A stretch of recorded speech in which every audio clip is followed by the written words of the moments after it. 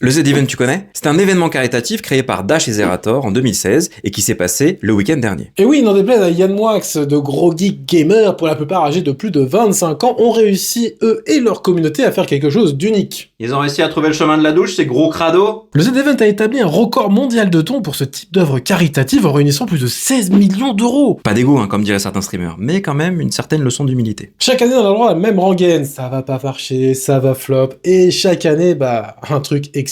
Mais chaque année, nous, ce qui nous marque, c'est pas l'argent. C'est Samuel Etienne qui court tout nu? J'avoue. Mais non.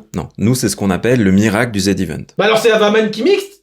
Non, t'écoutes quand je parle ou... Non, Mayoche! Pour l'instant, c'est que le début. En gros, des communautés qui n'ont rien à voir entre elles, des gens qui ne se seraient jamais croisés si ça se trouve, et là qui s'unissent tous pour une même cause. L'espace d'un instant, on vit ce que Durkheim appelait l'effervescence collective. Ce moment où un groupe transcende les individus pour devenir une énergie commune. Ça me rappelle un truc quand même. C'est comme en concert ou en manif en fait, sauf que là, c'est des centaines de milliers de viewers chez eux qui sont pourtant connectés ensemble. Bah y'en a qui va pas se connecter, il y a une boîte de prod, on pouvait pas regarder l'émission pour rigoler. Non, là, c'est pas possible. On va se le dire, en fait, le The Event, c'est un peu un vent de fraîcheur quand même dans... Pourquoi tu fais ça? C'est pour les faits?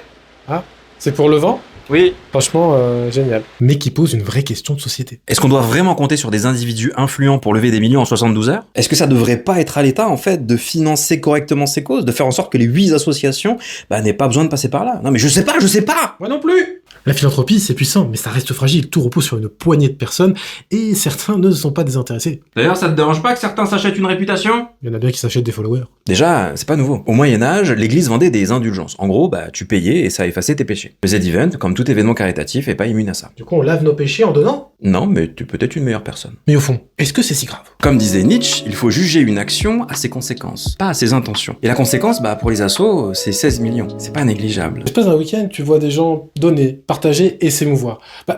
C'est un peu ce que disait Paul Ricoeur. Ricoeur.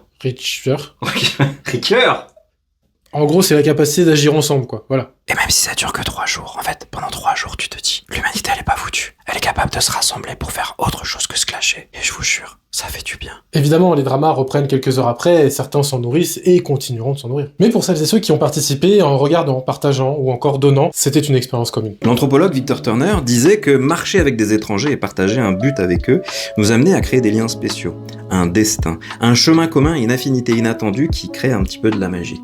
Il appelait ça un communitas. Vous savez quoi?